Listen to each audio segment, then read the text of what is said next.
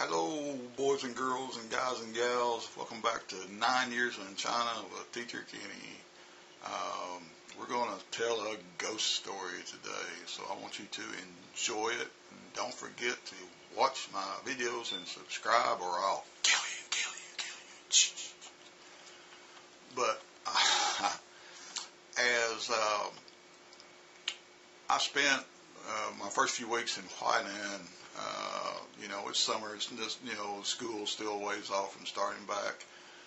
But I'm always prowling and exploring. And one of the places that I definitely wanted to explore is I discovered the lake behind the school.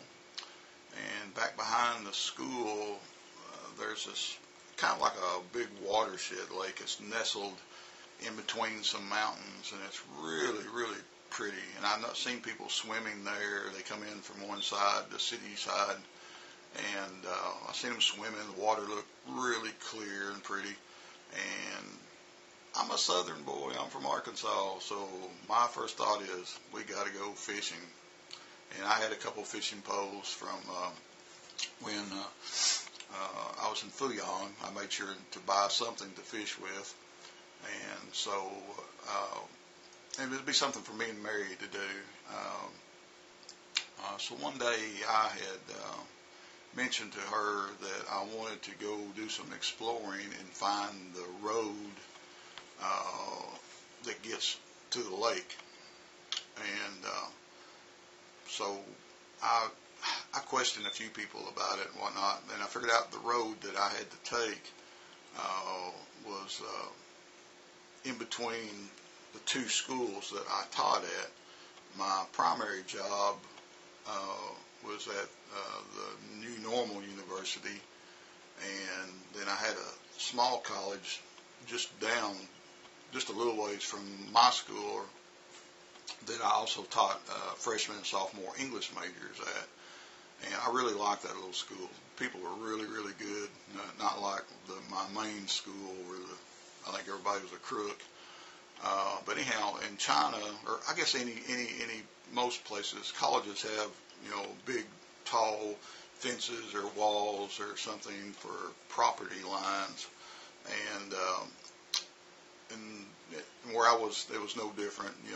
My main school had this big old tall wall. It looked like it was 14 or 15 feet tall. And the little school had the same. So the road I had to take to go down to the lake was in between these two big walls.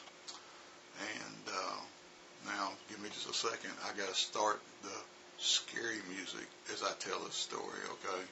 I have some horror music.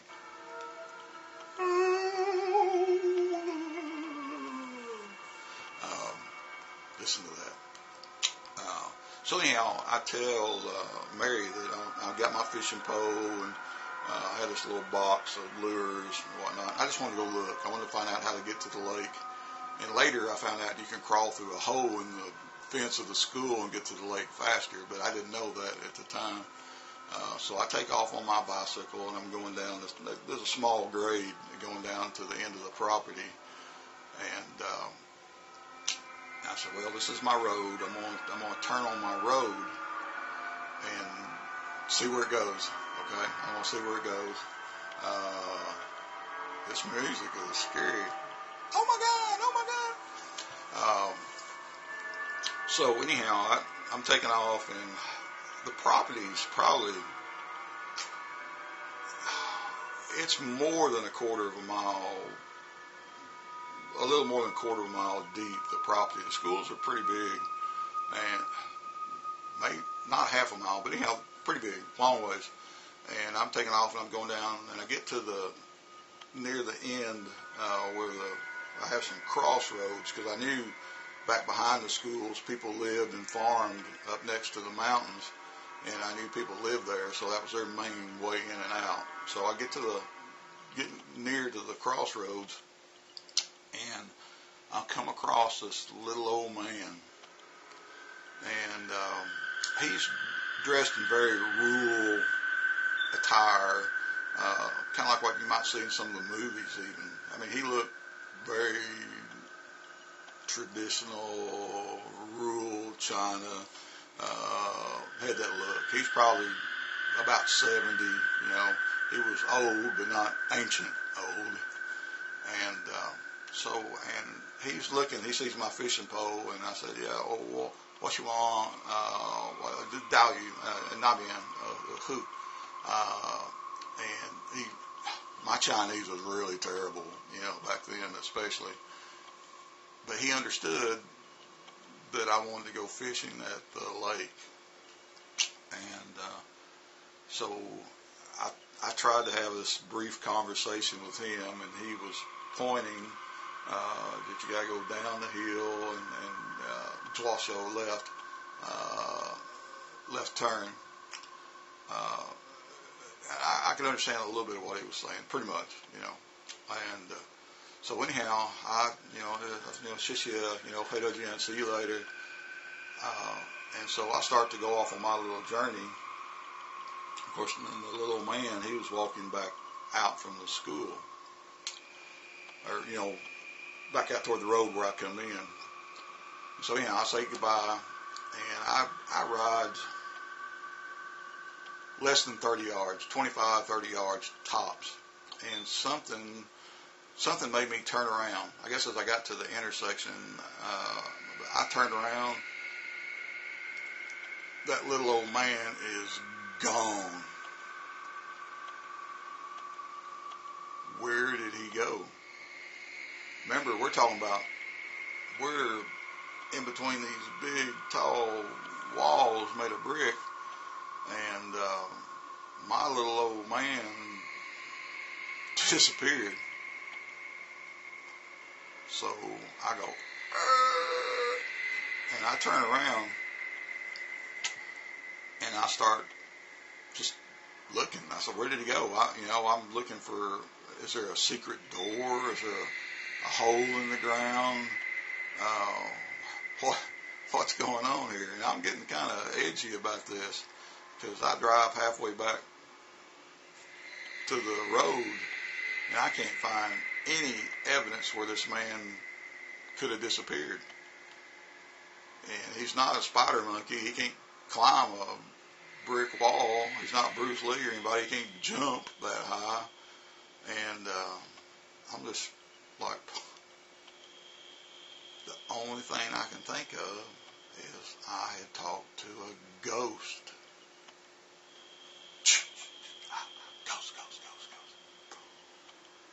And it's funny now, but during those moments, those that I spent looking around, trying to, scratching my head and trying to figure all this out, I honestly was not afraid, but just like, did that just really happen? Did I really talk to that old guy? And are there such things as ghosts? So I go back. I never did try to find the lake after that. I was just too bum-fuzzled, for the lack of a better word. So I go back to the house, and I tell Mary what had happened. First, she's like, you dumb butt, you didn't do any of that. I could see the look on her face, but after a few minutes, she knew I was serious. She knew I saw something. And I tell her the story again. I said, I talked to this little old man. He gave me directions, and just like me and you are talking right now. And when I turned around, the sucker is gone. So I didn't know what to do. And it wasn't that day, but within maybe the next day, Mary had talked to some of the teachers that lived near us about this. And they told me that the mountain that I was facing as I was going toward the lake was full of tombs, and it's the whole side of the mountain is a burial ground full of tombs. And they said that I must have seen the ghost of one of those people. And, well, I saw a damn ghost. you know, but that haunted me for a long time.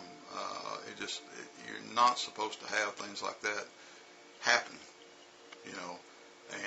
And I've talked to my students about, you know, every year around Halloween I tell this story, you know, to my students, and I ask them, have any of you ever seen a ghost? Do you believe in ghosts? And because ghosts in Chinese movies usually are not scary, they're some kind of something funny.